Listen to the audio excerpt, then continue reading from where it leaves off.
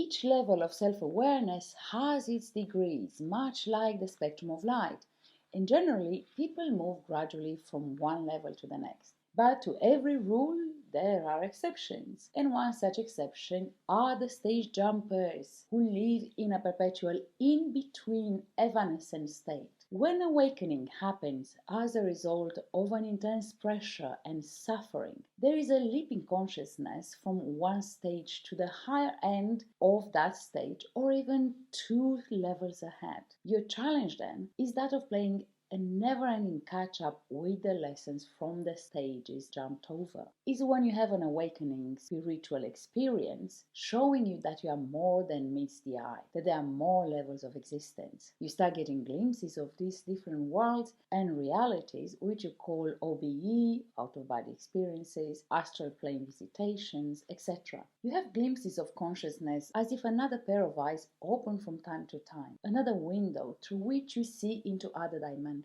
But for lack of a solid base, either because of the stage jump or because you forced it through third eye awakening, Reiki, etc., before fully integrating the previous stages, these experiences then become a dangerous mix of realities diagnosed as mental illnesses, from anxiety to depression all the way to psychotic episodes. This is the stage most all souls, light workers, or healers who experience an abrupt awakening are at.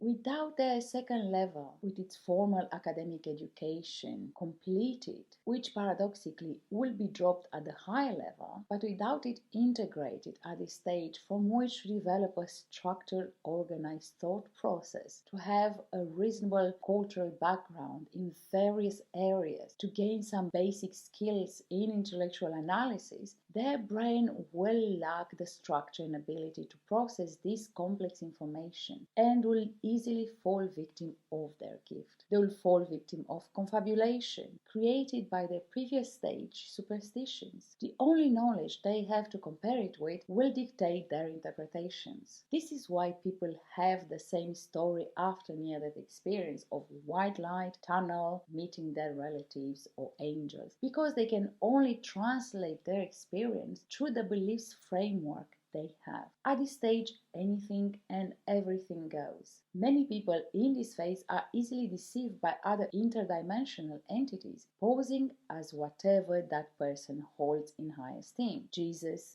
Mary, angels. This is the stage that channelers are at, being used by these entities to possess them while giving people advice on various issues. In doing so, the veil between the worlds is penetrated with people's consent by entities who are not supposed to come through. This is how people get possessed after seances and family constellation work, channeling, and other such dangerous practices. The in-between stage individuals are natively intelligent and frustrated that they cannot articulate their complex experiences. This is also one of the reasons many people suffer from depression and personality disorders. Two worlds are competing for their attention: their inner world, with its glimpses into these realities, and this dense material experience with its rigid physical laws and social rules, which does everything in its power to invalidate our otherworldly experiences. You have that yearning for someplace else, for easier living, for joy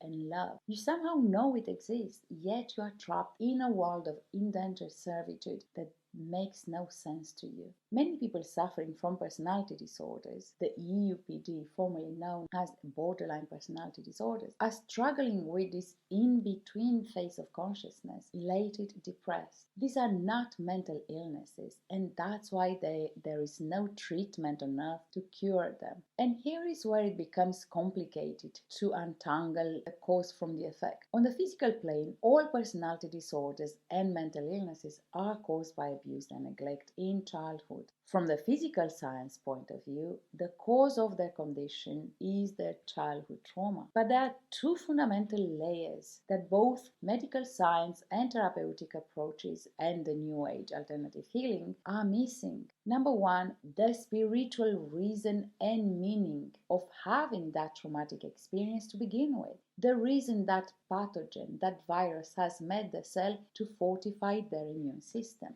Why only a certain category of people experience such soul-shattering violation of their human body and soul. And number two, where have they gone during that traumatic experience? In what other reality and world have they escaped at that time, which they keep accessing unconsciously each time they are triggered, making them look and feel like one moment they are here and the next they are there or somewhere or somebody else. These are not mental illnesses, but the effect on the untrained psyche of these glimpses of other worlds to which they've gained access not through natural evolution by completing each stage, but through trauma. Because on the physical plane, the self-defense mechanism of the psyche during trauma is to fragment itself and escape in the last visited place before taking possession of this body. That's one part of the equation on the physical dimension. And on the spiritual higher plane, which oversees all planes, that trauma on the physical plane was allowed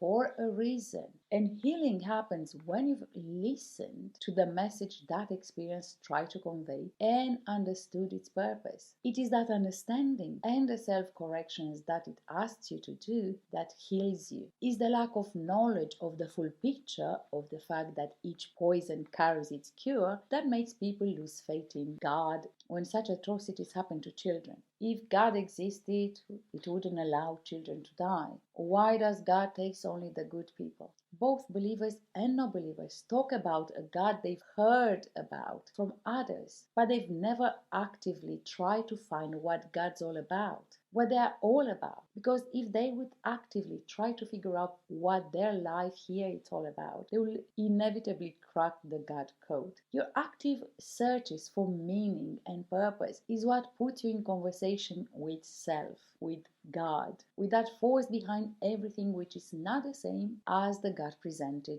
by religious dogma. I know I'm taking you in a deep end, but if you only retain one thing so far, is that everything, absolutely everything in existence is ruled by the universal law of paradox, true on one level, in one dimension, and false in another. Being and not being a human ruled by physical needs at this level, but also being something else ruled by needs beyond the physical, being a male but also having a female part, and vice versa, awake from the human perspective and asleep from other levels of existence. Every experience we have is a coin with two sides representing both worlds, the material and the spiritual, the demiurge, Satan, and God, self. Every bad thing that happens to us has an inherent gift, a virtue, and every good thing that happens to us carries a hidden vice, a temptation, a test. Where matter is trying to bring you down to the same experience, spirit is trying to wake you up. Going back to this oscillating in between realities of people who experience trauma, for each that place to which their fragmented self escaped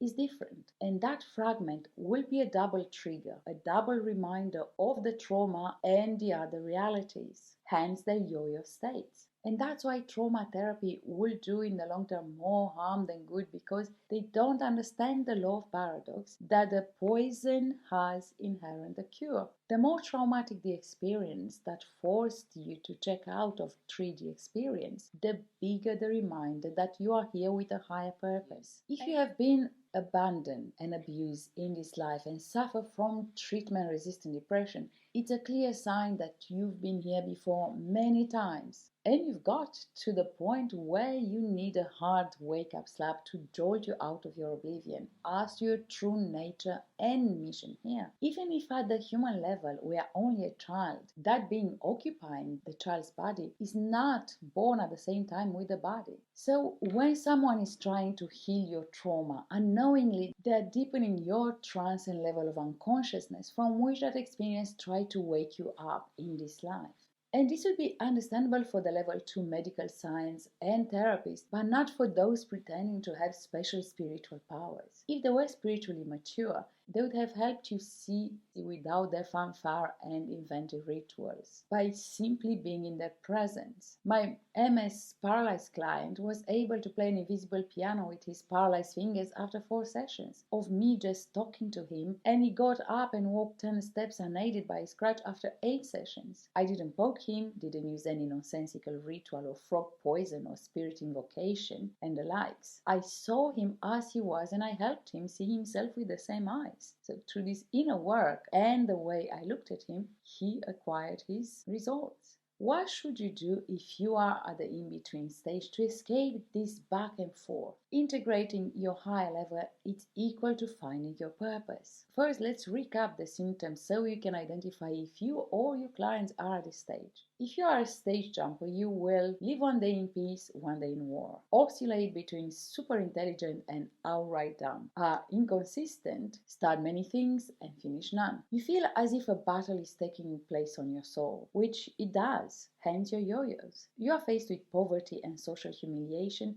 and tempted with the financial success of others achieved by sacrificing their morals. And because you haven't made your mind up, because at a higher level you know that that's not why you are here for, you make money quickly and spend it even quicker. It's like you have a love-hate relationship with money, with everything material really, whether things or people. So what should you do if you want to integrate your higher level? The first lesson one must master in this stage is that of honest, heart, mind and soul humbleness. Humbleness is your lesson. You must accept to be small if you want to be big. The pain to inner peace and enlightenment is that of sacrificing your little self for the higher self. You must be ready to pay the ultimate Socratic price, that of drinking the poison of the accuser rather than giving up your divine truth. And I know it's not easy, especially in a world of inverted values where your worth is measured in what you have and how you look and not in who you are behind the surface. And that's why life gets harder and harder with each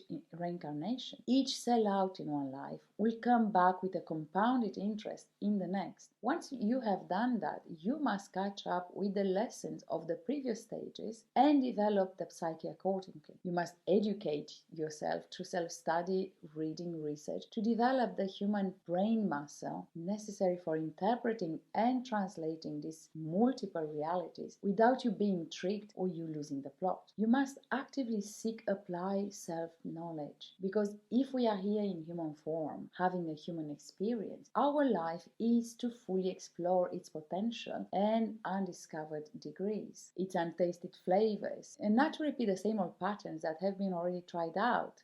This human life is a bus stop on your self-exploration journey. Or by you imitating others, trying to achieve what they have achieved, you are getting on the bus to nowhere because your journey is unique to you.